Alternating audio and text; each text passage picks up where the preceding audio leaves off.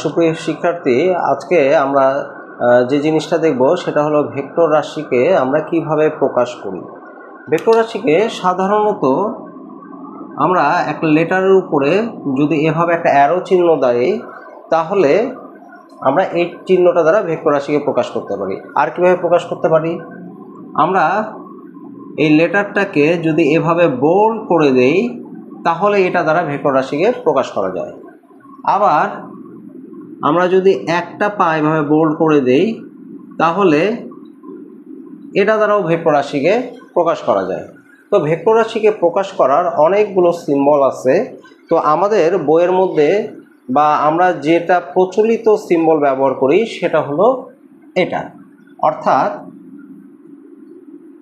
এইভাবে যদি আমরা দেই, ধরে নাও একটা লেটার দিয়ে তার উপর একটা অ্যারো চিহ্ন ছোট করে দেই, তাহলে এইভাবেই আমরা কি করি, একটা ভেক্টর রাশিকে প্রকাশ করি। এখন কথা হলো যে এই যে আমি এই লেটারটার উপরে অ্যারো চিহ্ন এই দিক থেকে এদিকে দিলাম, এটার অর্থ এই না যে ভেক্টর রাশিটি যে দিক সেটা হলো বাম দিক থেকে ডান দিকে, তা না। কারণ এটা জাস্ট একটা কি সিম্বলাইজ, যে একটা সিম্বল ব্যবহার করা হয়েছে যে ভেক্টর রাশিকে কিভাবে প্রকাশ করা হয় সেটার জন্য। যেরকম যদি ভেক্টর রাশিটা যদি এই দিক থেকে এই দিকে যায়, তাহলে কিন্তু কখনোই আমরা ভেক্টর রাশির উপরে এভাবে চিহ্ন দিব না, এটা কিন্তু হবে না, এটা হবে না, এইভাবে না। তো ভেক্টর রাশি যেদিকেই যাক না কেন, আমরা ভেক্টর রাশিকে প্রকাশ করব হলো জাস্ট এইভাবে একটা ক্যাপিটাল লেটার দিব, সেটা হলো তার উপরে এভাবে একটা অ্যারো চিহ্ন দিব, দিলে বোঝা যাবে যে এটা হলো একটা ভেক্টর রাশি। তো ভেক্টর রাশিকে আমরা কিভাবে প্রকাশ করব সেই জিনিসটা আমরা শিখে গেলাম। এখন কথা হলো ভেক্টর রাশি, ধরে নাও যে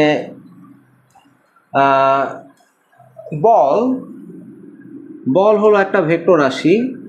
এখন এই বলের মান ধরে নাও আমাদের এখানে আছে 50 নিউটন। তাহলে এইটা দ্বারা কি বোঝাচ্ছে, যে বলটা হলো 50 নিউটন, একটা বস্তুর উপর 50 নিউটন ফোর্স দেওয়া হয়েছে, এবং এই ফোর্সের দিকটা যে কোনো দিকে হতে পারে। ধরে নাও এটার দিক এই দিক থেকে এইটা। এখন কথা হলো এই ফোর্সটাকে যদি আমরা ডিজাইন করতে চাই, তাহলে ধরে নাও সাপোজ এই যে রেখাটা যেটা আমি দিলাম এখান থেকে, সেটাকে আমি বললাম 50 নিউটন। ধরুন আর একটু বড় করে দিচ্ছি, তার মানে এখান থেকে এইটাকে আমরা বলতেছি 50 নিউটন। তো এই যে আমি যে অ্যারো চিহ্নটা দিলাম, এই অ্যারো চিহ্নর সবচেয়ে যে এই বিন্দুটা যেটা থেকে শুরু হলো, সেটাকে বলা হয় হলো পাদবিন্দু, আর এটাকে বলা হয় হলো শীর্ষবিন্দু।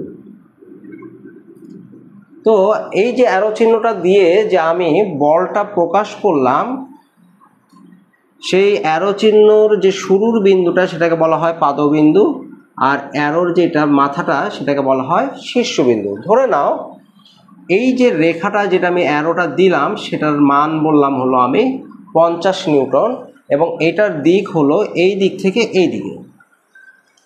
এখন তোমাকে বলা হলো যে 50 নিউটন থেকে তুমি কি করো, এটাকে অর্ধেক করে ফেলো, বলটাকে অর্ধেক করে ফেলো। তাহলে তখন তোমাকে কি করতে হবে, যে এই যে অ্যারোটার যে মাপ আছে, ঠিক তার অর্ধেক করে তুমি আরেকটা অ্যারো তোমাকে এখানে তৈরি করতে হবে। তাহলে তোমাকে কি বলতে হবে, তখন এটাকে তুমি বলতে পারো এটা হলো 25 নিউটন।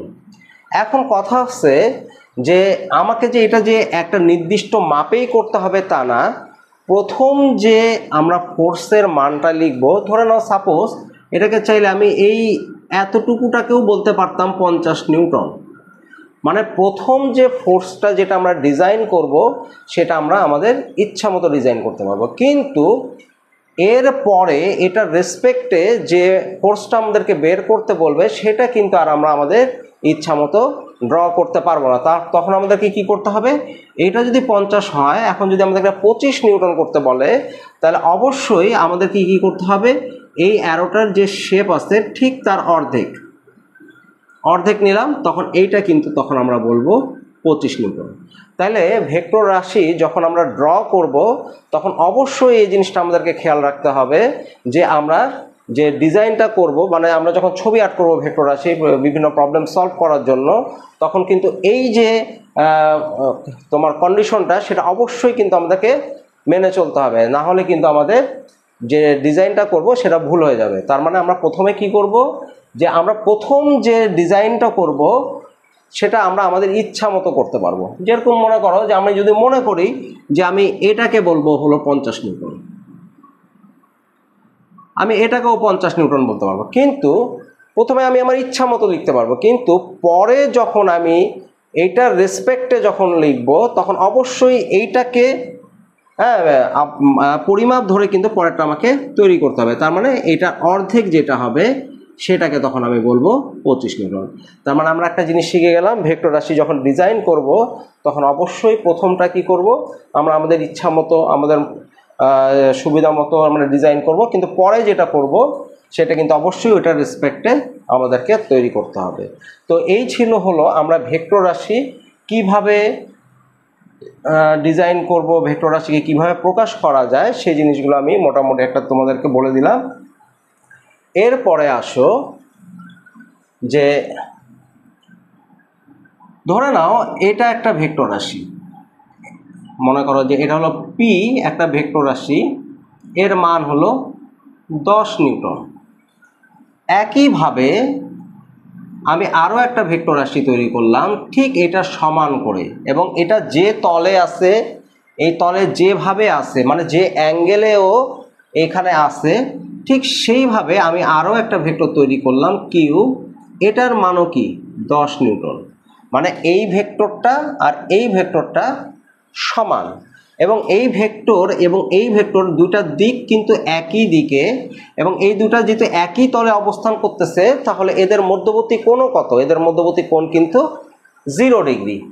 তাহলে যদি এই ধরনের ঘটনা ঘটে তাহলে আমরা কি বলতে পারি, এই দুটা ভেক্টর হলো সমান, তার মানে পি আর কিউ এই দুটা ভেক্টর হলো সমান।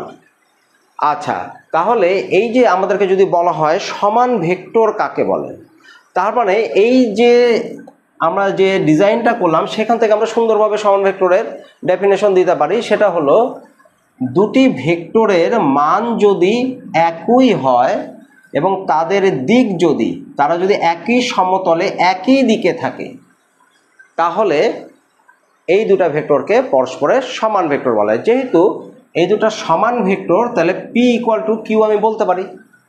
আচ্ছা, যদি এখন আমি আরও একটা ভেক্টর এইখানে নিই ঠিক একই কন্ডিশন মেজার যে আমরা আছে সেটা মেনে যদি আরেকটা ভেক্টর নেই, সেই ভেক্টরটার মান যদি আর হয় তাহলে এটার মানও যদি 10 নিউটন হয় তাহলে কিন্তু আমরা বলতে পারি পি সমান সমান কিউ সমান সমান আর।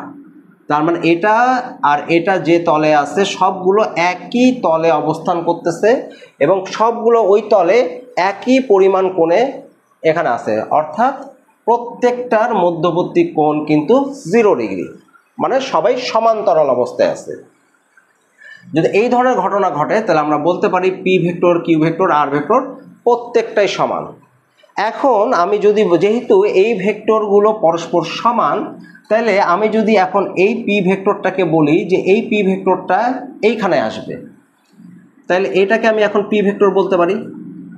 যেহেতু পি আর কিউ সমান তাহলে পি আর কিউ, তার এটাকে আমি এখানে বলতে পারি। তাহলে আবার এই ভেক্টরটাকে যদি আমি এখানে মিশাই দিই, যদি বলি যে এইটা এইখানে পি, তাহলে এটাও কিন্তু আমি পি ভেক্টর বলতে পারবো। তাহলে এটা কিন্তু মোস্ট ইম্পর্ট্যান্ট একটা জিনিস, আমরা যখন ভেক্টরের বিভিন্ন প্রবলেম যখন সলভ করতে যাব তখন কিন্তু এই যে কন্ডিশনটা এটা কিন্তু আমাদের অনেক জায়গায় লাগবে। তো এখানে একটা জিনিস দেখো, আমরা চাইলে কি হচ্ছে পি ভেক্টরটাকে এখান থেকে সরায় এখানে আনতে পারতেছি, শুধু একটা কন্ডিশন এখানে আমাদেরকে কয়েকটা কন্ডিশন মানতে হবে। সেই কন্ডিশনগুলো হলো যে এই পি ভেক্টরের যে সাইজ এখানেও সেই একই পরিমাণ সাইজ দিতে হবে। আচ্ছা, এইটা যে তলে অবস্থান করছে এটাকেও সেই তলে অবস্থান করতে হবে, এটার যে দিক আছে এটাও সেই দিকেই থাকতে হবে। মানে আমাদের সব কিছু এইটার যে পজিশন আছে সব ক্রাইটেরিয়া এখানে মেনটেন করে যদি আমরা এখানে অঙ্কন করতে পারি তাহলে আমরা বলতে পারি যে এইটা আর এইটা একই ভেক্টর। তার মানে আমরা চাইলে একটা ভেক্টরকে এইখান থেকে সরাই এখানে আনতে পারি।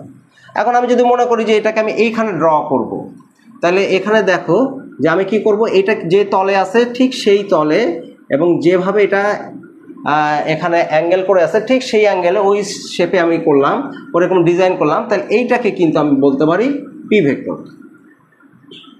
তার মানে আমরা শিখে গেলাম একটা ভেক্টর রাশিকে কিভাবে এক জায়গা থেকে আরেক জায়গায় সরায় নেওয়া যায়। হ্যাঁ, তো এখানে দেখো এই যে আমরা জিনিসটা শিখলাম, তাহলে আমরা এই সমান ভেক্টরের ঘটনাটা শিখে গেলাম। এরপরে আমরা আরেকটা জিনিস শিখব যে দুইটা ভেক্টরের দিক যদি একই দিকে না হয়, ধরে নাও এই ভেক্টরটা যাচ্ছে হলো এই দিকে, এটা কিউ ভেক্টর ছিল, আচ্ছা এটা যা ছিল তাই থাক, আমরা এইখানে একটু দেখি। ধরে নাও এটা পি ভেক্টর, একই সমান করে আরেকটা ভেক্টর আছে সেটা এই দিকে যাচ্ছে, এটা হলো Q vector. P Q R যেহেতু দেখছি তাহলে এটা এস দিই, এস, এবং এই ভেক্টরটার মানও হলো 10 নিউটন। এখন একটা জিনিস খেয়াল করে দেখো, এই ভেক্টরটা আর এই ভেক্টরটার মান কিন্তু সমান, কিন্তু দুইটা দিক কিন্তু ভিন্ন। তাহলে দুটা ভেক্টরের মান যদি পরস্পর সমান হয় এবং এদের দিক যদি ভিন্ন হয় তাহলে এটাকে আমরা বলবো হলো বিপরীত ভেক্টর। তাহলে এই ভেক্টরটার নাম হলো বিপরীত ভেক্টর, আর এই ভেক্টরটার নাম কি হলো, এটার নাম হলো সমান ভেক্টর। তো আমরা সমান ভেক্টর কখন বলবো, বিপরীত ভেক্টর কখন বলবো সেই জিনিসটা কিন্তু আমরা শিখে গেলাম। আচ্ছা, এখন সমান ভেক্টরের মধ্যবর্তী কোণ কত দেখলাম আমরা, সমান ভেক্টরের মধ্যবর্তী কোণ কিন্তু 0 ডিগ্রি। তো আসো আমরা একটু এক্সপেরিমেন্টালি দেখি যে 0 ডিগ্রি কেমন করে হচ্ছে। ধরে নাও এই ভেক্টরটা ছিল কি, এই ভেক্টরটাকে আমরা বলছিলাম কিউ ভেক্টর। এখন আমরা চাইলে কি করতে পারি, একটা ভেক্টরকে আরেকটা ভেক্টরের উপর ফেলতে পারি। ধরে নাও এটা ছিল কিউ ভেক্টর, এই যে কিউ, এখন এই পি ভেক্টরটাকে কি চাইলে আমি সরাই নিয়ে আসতে পারি। কন্ডিশন কি রাখতে হবে, আমাদের যেন একই তলে অবস্থান করে। তাহলে এইটা যদি কিউ হয় তাহলে এই ভেক্টরটাকেই কি বলতে পারি, আমি আবার পি ভেক্টর বলতে পারি, তাই না? একই ভেক্টর, এটাও পি এটাও কিউ। তাহলে দুটা ভেক্টর যদি একটার উপরে আরেকটা এভাবে আপতিত হয় তাহলে এদের কি মধ্যবর্তী কোনো কোণ থাকে, কোনো কোণ থাকে না কিন্তু, মানে 0 ডিগ্রি। তাহলে দুটা সমান ভেক্টরের মধ্যবর্তী কোণ হয় হলো 0 ডিগ্রি। আচ্ছা, এখন দুটা বিপরীত ভেক্টর, এই দুটা বিপরীত ভেক্টরের মধ্যবর্তী কোণ কিভাবে নির্ণয় করব। দেখো আমাদের কন্ডিশন কি, আমাদের কন্ডিশন হলো আমরা চাইলে একটাকে আরেকটার উপরে ফেলতে পারি। তাহলে দেখো এইটা ভেক্টর এই দিক, এইটা ভেক্টর যাচ্ছে কোন দিক, এই দিক, এবং এটা যদি পি হয় এটা যদি এস হয় তাহলে এদের মধ্যবর্তী কোণ কত হচ্ছে, এদের মধ্যবর্তী কোণ কিন্তু 180 ডিগ্রি। তাহলে যেহেতু দুটা ভেক্টরের মান সমান কিন্তু এদের দিক বিপরীত, তাহলে এই এস ভেক্টরটাকে আমি কি বলতে পারি, মাইনাস পি ভেক্টর বলে দিতে পারি। তার মানে এটা যদি পি যদি এই দিক হয়, যেহেতু মান সমান দিকটা আলাদা, তাহলে এটাকে আমরা কি বলে দিতে পারি, এটা হলো মাইনাস পি।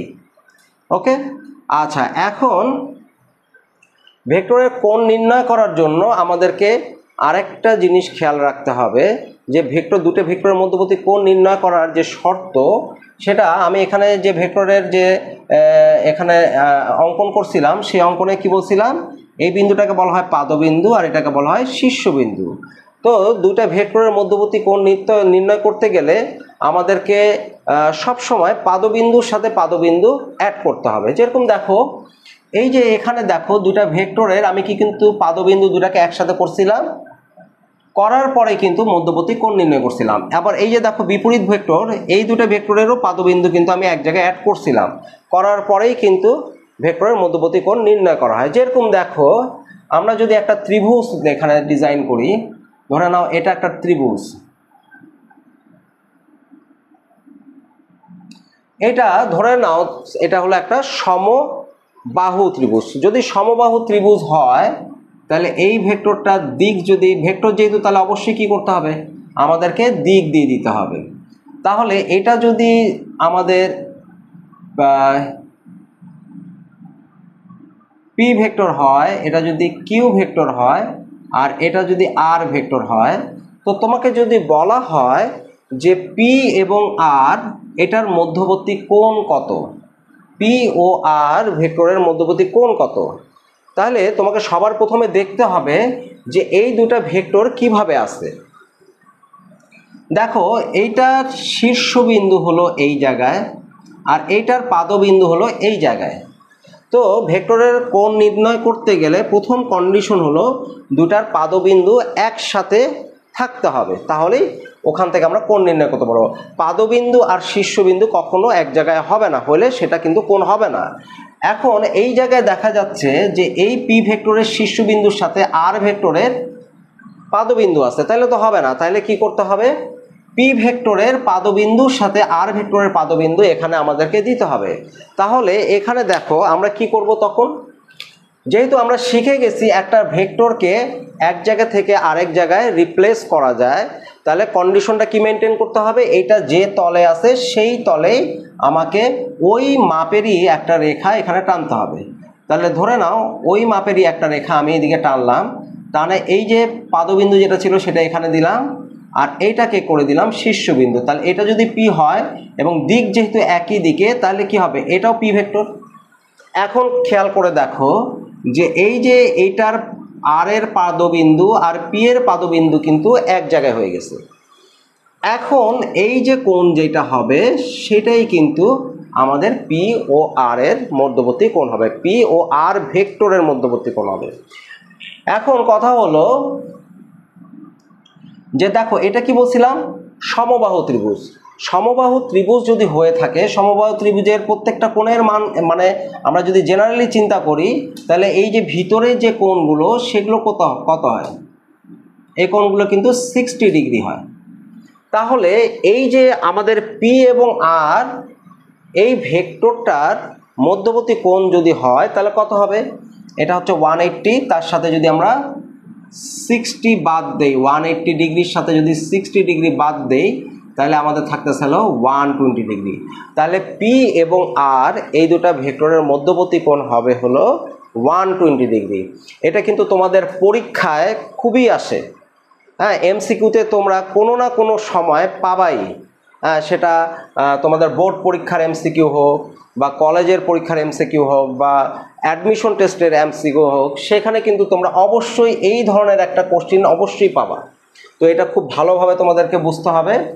একইভাবে দেখো এখন যদি তোমাদেরকে বলি আমি পি এবং কিউ এই দুটা ভেক্টরের মধ্যবর্তী কোণ কত, তাহলে কিন্তু দেখো পি এর পাদবিন্দু, পি ভেক্টরের পাদবিন্দু আর কিউ ভেক্টরের পাদবিন্দু কিন্তু দুটা একই জায়গায়, তাহলে অবশ্যই পি এবং কিউ এই দুটার মধ্যবর্তী কোণ কিন্তু হবে 60 ডিগ্রি। তার মানে পি আর কিউ এই দুটা ভেক্টরের মধ্যবর্তী কোণ হবে কিন্তু 60 ডিগ্রি, আর পি এবং আর এই দুটার মধ্যবর্তী কোণ হচ্ছে কত আমাদের 120 ডিগ্রি। তো আশা করি এই যে আমরা প্রবলেমটা দেখলাম, এই জিনিসগুলো তোমরা বুঝতে পারছো কিভাবে আমরা ভেক্টর রাশিকে প্রকাশ করি। ভেক্টর রাশিকে দুটা সমান ভেক্টর কখন আমরা বলবো, দুটা ভেক্টর রাশিকে কখন আমরা বলবো দুটা ভেক্টর পরস্পর বিপরীত ভেক্টর, বিপরীত ভেক্টর হলে এদের মধ্যবর্তী কোণ কত হবে, সমান ভেক্টর হলে এদের মধ্যবর্তী কোণ কত হবে, দুটা ভেক্টর রাশির মধ্যবর্তী কোণ কিভাবে নির্ণয় করতে হয়, এই জিনিসগুলো আশা করি তোমরা খুব ভালোভাবে বুঝতে পারছো। তো আজকের ক্লাস এই পর্যন্তই, ইনশাল্লাহ নেক্সট ক্লাসে আবার দেখা হবে। সবাই ভালো থাকো, আল্লাহ হাফেজ।